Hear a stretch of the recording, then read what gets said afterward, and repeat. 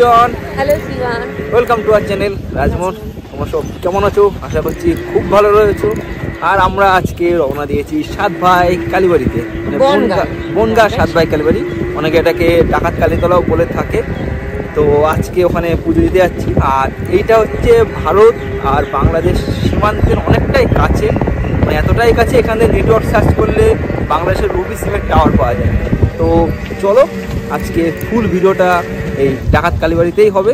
তো তোমরা সঙ্গে দেখো, ভিডিওটা দেখতে দেখো। চলো যা যা। এই যে আমরা এসে প্রথমে এই দোকান থেকে একটা ডালা কিনে নিলাম। যারা মনে করো বাড়ির থেকেও ডালা আনতে পারো, কিন্তু আমরা এখান থেকেই ডালাটা কিনে নিলাম। আমরা এখন পুজো দিতে যাচ্ছি, তো চলো তোমাদেরকেও সঙ্গে করে নিয়ে যাই আর পুজো দিই ভক্তি করে। তোমরা এখানে পরপর অনেক ডালার দোকানই পেয়ে যাবা, বিভিন্ন রেঞ্জের সব ডালা রয়েছে, 51 টাকা থেকে শুরু।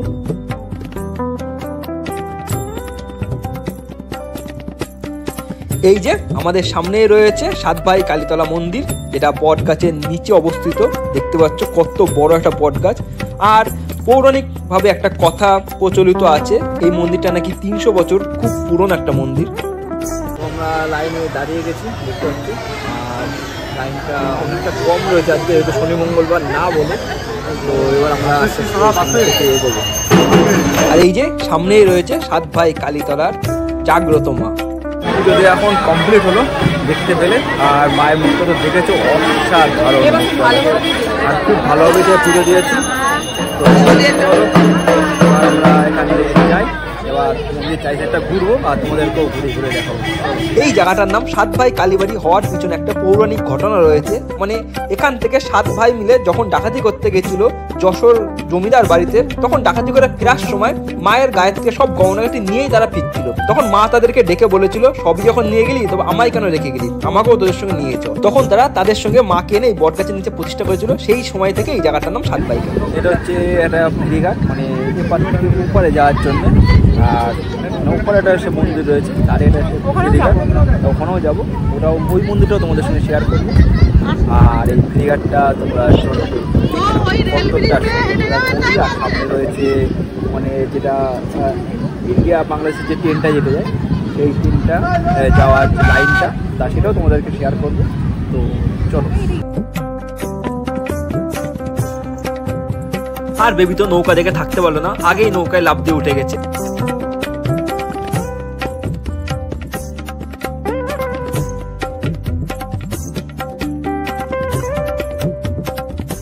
এ দেখো পরপর সব লাইন দিয়ে নৌকা উঠে যাচ্ছে, আর নৌকা পাড়ি দিল ওই পারে যে মন্দিরটা রয়েছে সেই মন্দিরে যাওয়ার জন্য। আমরাও যাব, আমরাও তোমাদেরকে সঙ্গে করে নিয়ে যাব। তো আমরাও একটা নৌকা ডেকে নিলাম, চলো।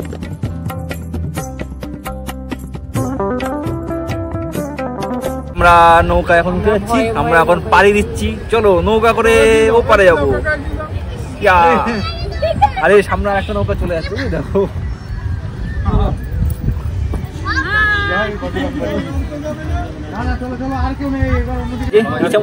আমরা নৌকায় ভাসছি সবাই মিলে। ভয় ভয় লাগছে কিন্তু ভালো লাগছে। ভয় নৌকাটা একটু টলমল করছে, তো সেই জন্য একটু ভয় অসাধারণ। তো চলো যাই, রওনা দিই। এই দেখো কি সুন্দর মাঝি ভাই দাঁড় টেনে নৌকা নিয়ে আমাদেরকে নিয়ে পাড়ি দিল ওই পারের মন্দিরের উদ্দেশ্যে, ইছামতি নদী দিয়ে। মানে অসাধারণ একটা ফিল। অনেকদিন পর নৌকায় উঠলাম, নৌকাতে এখন সচরাচর ওঠাই হয় না। আর তোমরা ইছামতি নদীর একটা ভিউটা শুধু দেখো একবার, অসাধারণ লাগছে। তো চলো তোমরা ভিউটা একটু এনজয় করে নাও।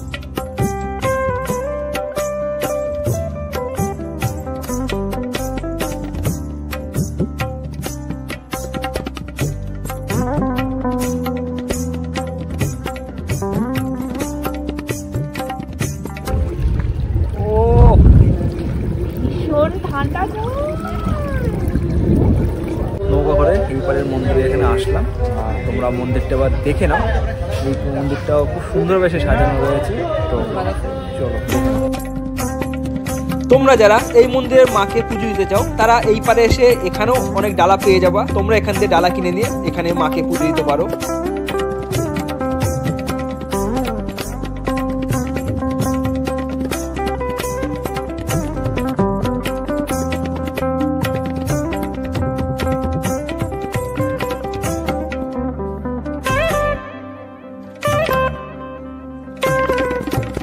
তো চলো এবার আমরা মন্দিরের ভেতর প্রবেশ করি আর মায়ের দর্শন করি। চলো। আর এখানে তোমরা শুধু মায়ের রূপটা একবার শুধু দেখো। আমরা তো অনেকক্ষণ ধরে এখানে দাঁড়িয়ে শুধু মাকে দু চোখ ভরে মুগ্ধ হয়ে দেখছিলাম। সত্যি অসাধারণ লাগছে মাকে। আর এখানে মায়ের কিন্তু 10টা হাত রয়েছে। এখন দাঁড়িয়ে গেছি ফুচকা খেতে, মানে যেটা সব জায়গায় লঙ্কাটা বেশি করে দাও, একটা খাওয়ার পরে বলে।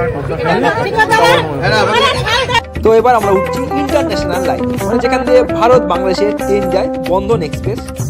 আমরা লাইন দিয়ে বেরোচ্ছি এখন। আর এটা হচ্ছে ইন্ডিয়া বাংলাদেশের লাইন। ভিউটা দেখে নাও কতটা সুন্দর লাগছে। নিচের ভিউটা, নিচে হচ্ছে ইছামতি নদীটা বয়ে গেছে। তো আসার সময় আসলাম নৌকা পেরিয়ে, আর যাওয়ার সময় হচ্ছে লাইন দিয়ে। অসাধারণ।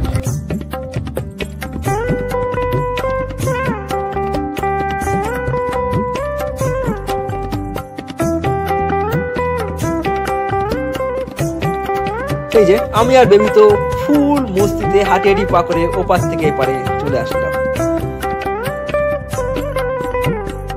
আমরা ব্রিজ দিয়ে নেমে গেলাম, আমরা ইন্টারন্যাশনাল লাইন দিয়ে আসলাম কিন্তু, তাই তো? International line. এবার আমরা চলে গেছি সাতভাই কালীবাড়ি মেলাতে। মেলাটা তোমাদের একটু মেলার মাঠটায় ঘুরিয়ে তোমাদের দেখে নাও। আর এখানকার মেলাটাও অনেকটাই বড় ছিল, মানে অনেকটা এরিয়া নিয়ে মেলাটা বসেছিল। আর মেলা কিন্তু এখানে দিনের বেলা থেকেই শুরু হয়ে গেছিল। তো চলো এবার আমরা মেলাটা ঘুরে নিই।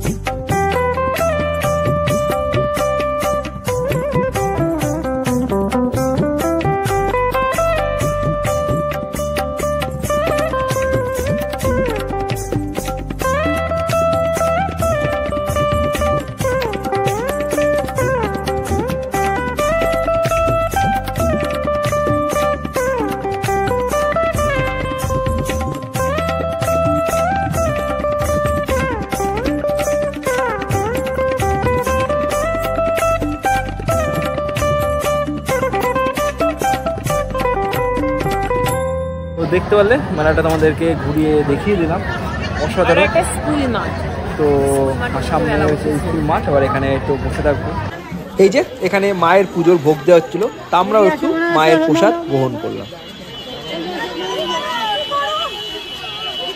আমরা সাতভাই কালীবাড়ি মেলা প্লাস সাতভাই কালীবাড়ির মন্দির প্লাস ইছামতি নদী প্লাস ইন্ডিয়া বাংলাদেশের, তারপরে ইন্ডিয়া বাংলাদেশের যে মানে রেল লাইন সব কিছু ঘুরিয়ে এখন আমরা বাইরের দিকে রওনা দিলাম। তো আজকে ফুল বনগাঁ সাতভাই কালীবাড়ির ব্লগ তোমাদের কেমন লাগলো অবশ্যই কমেন্ট করে জানিও। ভালো লাগলে একটা লাইক করো। দেখা হবে নতুন একটা ফ্রেশ ব্লগে। Tata. Wait and watch. Bye. চলো।